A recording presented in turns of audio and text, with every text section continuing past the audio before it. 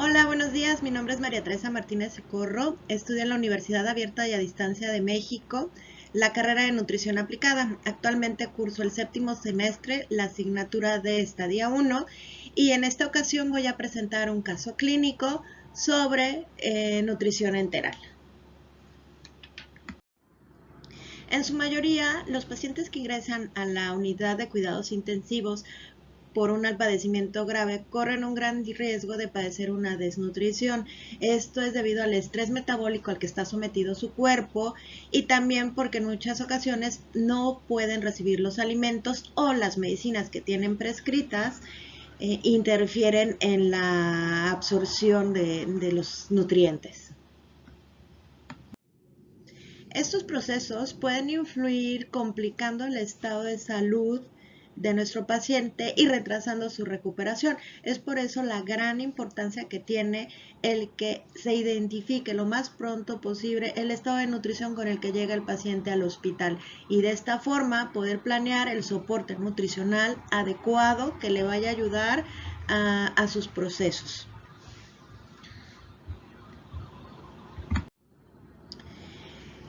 Vamos a entender como soporte nutricional al conjunto de procedimientos que nos van a ayudar a asegurar que nuestro paciente reciba la energía y los nutrientes que necesita su organismo para realizar todas sus funciones. Va a estar indicada cuando nuestro paciente no pueda ingerirlos de forma oral o cuando la ingesta que está recibiendo sea insuficiente.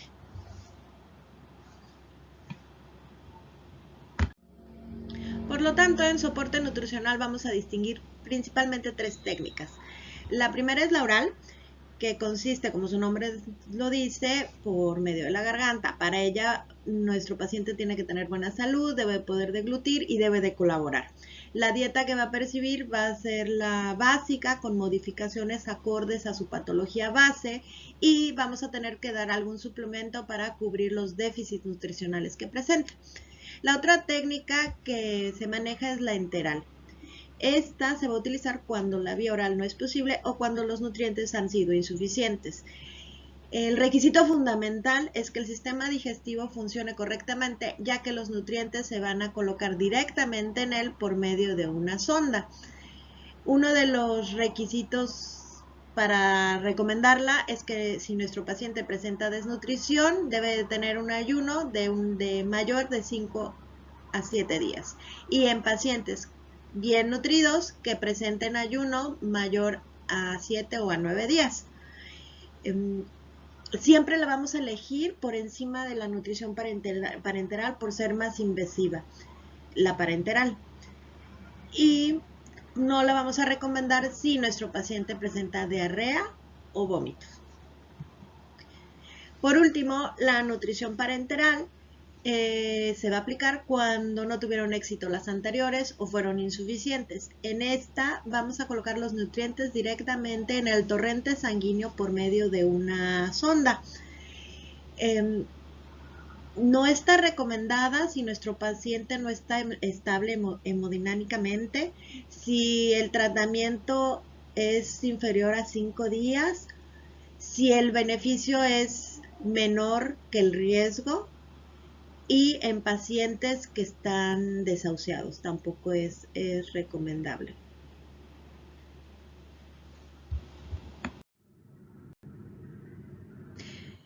Ahora vamos a entrar directo en el caso clínico. Antecedentes de nuestro paciente.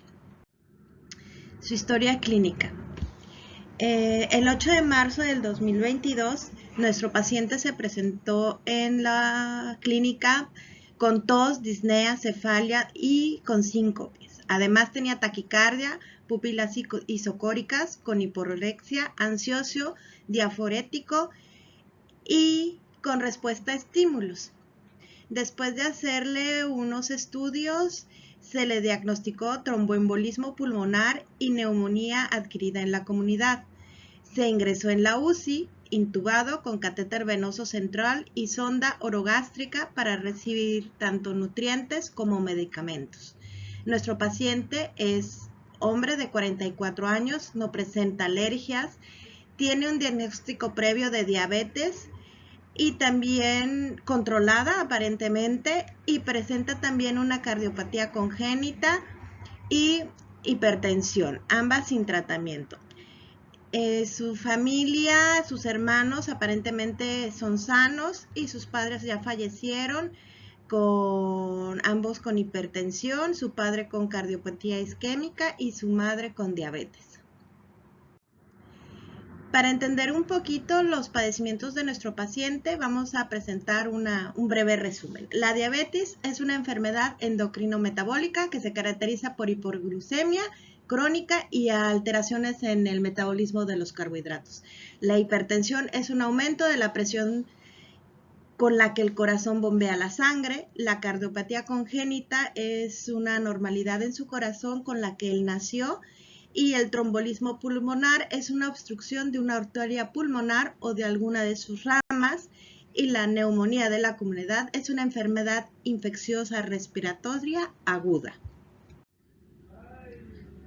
Sus signos y síntomas son los antropométricos, mide 1,70, tiene un IMC de 27.78 al ingresar al hospital con un peso de 80.28. En los últimos 10 días que ha estado internado ha perdido 5 kilos, que tiene un peso actualmente de 75.28, y el peso actual, considerando el edema de 3X, nos da que es de 69.28. Además, tiene un perímetro abdominal de 110 centímetros, lo que es un alto riesgo para enfermedades metabólicas. Presenta peristalsis aumentada. Clínicos, está diagnosticado, como ya lo dijimos, de diabetes, hipertensión y cardiopatía congénita, y sus bioquímicos son leucocitos, eritroperia, hipocloremia, anemia, hematocrito bajo, creatinina de 0.7, urea 27, glucosa 99 y albúmina de 2. En su exploración física se pudo apreciar que presenta 28 caries, además tiene halitosis, edema en labios y cialorrea. Tiene una lesión en la región occipital, úlcera por presión grado 3 de 5 centímetros de diámetro, y presenta piel reseca, deshidratada, con poca turgencia, eutémico y edema en miembros inferiores. Su evaluación nutricional. Nuestro paciente no tiene la posibilidad de ingerir alimentos. Se le hizo el cribado de riesgo nutricional, teniendo como un resultado una puntuación de 6, lo que es un alto riesgo nutricional con gran pérdida de peso, depresión muscular y pérdida de proteína de un aproximado de 15 a un 20%. Los parámetros que miden su estado de nutrición son la albumina, la creatinina y la urea, y ponen en manifiesto la pérdida proteica. Asimismo, los niveles bajos de hematocrito, eritrocitos y hemoglobina evidencian anemia por déficit de nutrientes. El nivel alto de leucocitos es indicador de infección, estrés o inflamación. La presencia de edema confirma los niveles bajos de proteína en suero y evidencia sus problemas de malnutrición, pulmonares y de circulación. Además presenta niveles bajos en cloro, evidenciando sus problemas respiratorios. Se ve incrementado por la diarrea y la sudoración excesiva y el edema. La peristalsis aumentada también la presenta, lo que también pues es lo que aumenta sus problemas de diarrea y de absorción tanto de nutrientes como de medicamentos. Presenta una absorción inadecuada de nutrientes, que es lo que mencionaba, evidenciada por la diarrea, ocasionando déficits en vitamina A, D, K, de energía, de proteína, de calcio, de magnesio, de zinc y de electrolitos. Entonces vemos que tiene una gran pérdida de nutrientes. Y también tiene déficit de proteína, evidenciada por su piel seca, deshidratada, con poca turgencia y por la presencia de diarrea que ya mencionamos. Su piel seca también es un síntoma de déficit de ácidos grasos, de zinc y de biotina. El tratamiento farmacológico que tiene nuestro paciente también está interactuando de forma negativa con sus nutrientes. Podemos ver que la metoclopina, por ejemplo, aumenta la movilidad del tracto gastrointestinal, lo que puede provocar lo que son sus diarreas. La vancomicina también puede causar diarrea y neutropenia. Y así varias de estos medicamentos pueden aumentar sus problemas nutricionales. Aparte, se recomienda eliminar todo lo que es toronja. Entonces, para ayudar a nuestro paciente, tenemos que realizar en primer lugar el diagnóstico.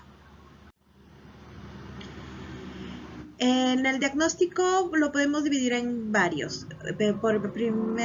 En principio presenta desnutrición proteica energética e hipercatabolismo relacionado al cuadro fisiológico, es decir, a sus enfermedades, evidenciada por la exploración física que le hicimos al paciente, su piel reseca, deshidratada, con poca turgencia, el edema, la úlcera por presión, etcétera, por su composición corporal, la pérdida grave de peso que ha sufrido y por los estudios de laboratorio, la albumina y la urea.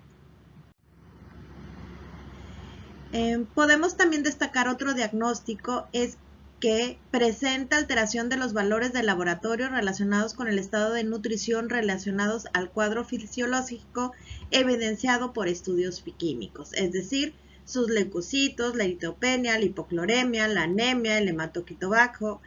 Todo eso nos demuestra que su estado de desnutrición está en disminución y la exploración física.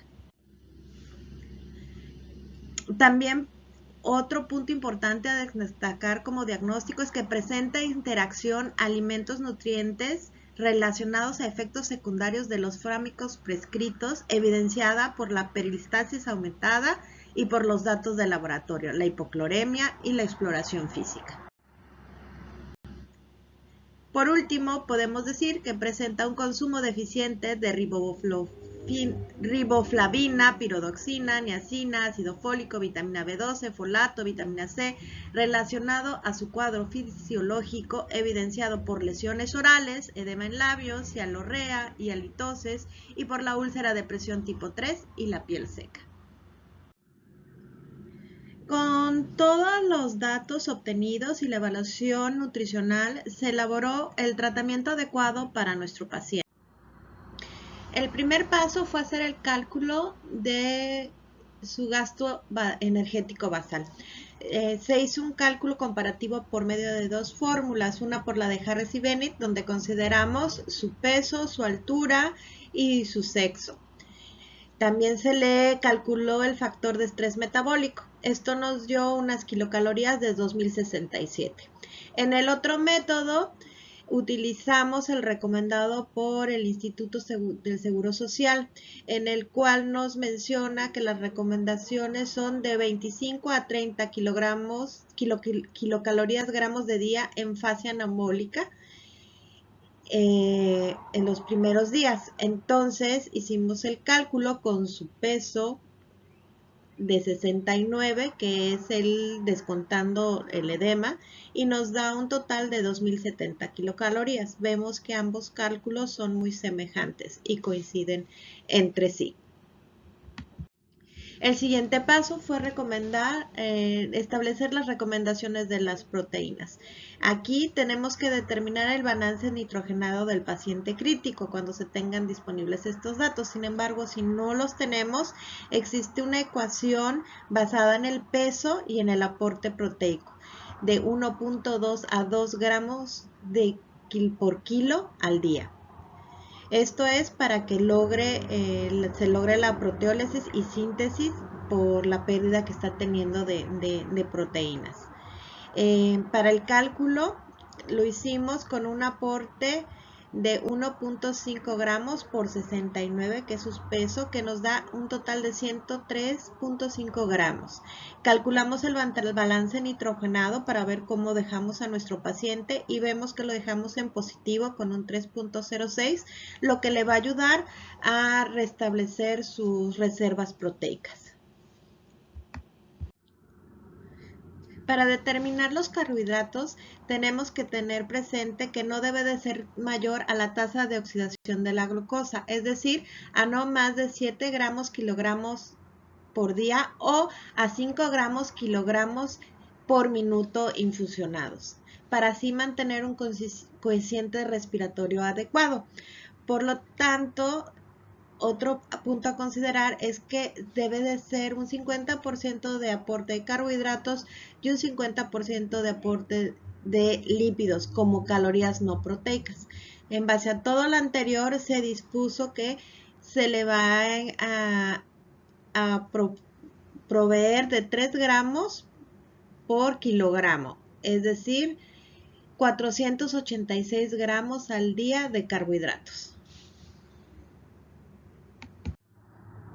Por último, nos toca establecer cuáles van a ser las recomendaciones nutricionales para nuestro paciente en cuanto a lípidos. Aspen nos recomienda que el aporte de lípidos sea de 0.5 a 1 kilogramo por kilo al día, y esto nos va a ayudar a prevenir deficiencias de ácidos grasos esenciales, evitando que la perfusión sea de 0.2 gramos kilogramos por hora, evitando así el incremento de triglicéridos. En caso de pacientes con lípidos en niveles altos de 250, se debe de reducir el aporte en lípidos y se debe de suspender en aquellos con 400 miligramos por decilitro en adelante. La grasa en estos pacientes es recomendable para aportar energía, el uso de ácidos grasos omega 3, así como la combinación de triglicéridos de cadena media y triglicéridos de cadena larga. En el caso de nuestro paciente, la recomendación fue 0.3 gramos por peso. ¿Por qué se tomó esta solución? Porque esta cantidad nos ayuda a brindar un 50% de carbohidratos y un 50% de lípidos como calorías no proteicas. Entonces, 1.3 gramos por sus 69 kilos nos da 92 gramos al día.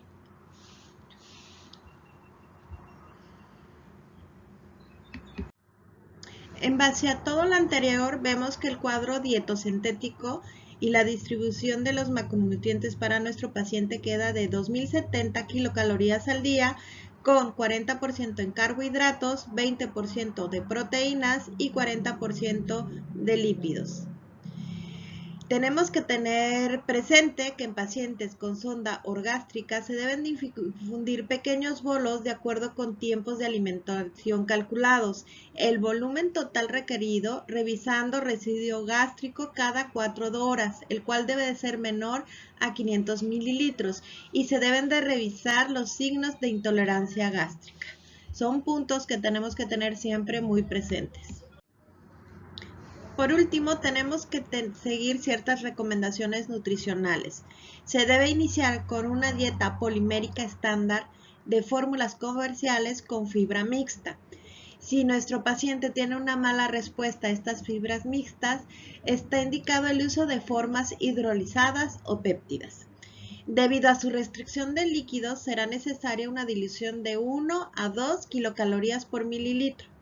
Vamos a iniciar con el 50% del requerimiento total e ir incrementando al 100 en un periodo de 48 a 72 horas. Esto va a depender de la adecuada tolerancia que manifieste nuestro paciente a la alimentación. En caso de que veamos que hay una baja tolerancia al aporte de su alimentación vía enteral, el incremento lo vamos a ir aportando de una forma más conservadora, buscando cubrir el 100% de sus requerimientos en un periodo de 5 a 7 días.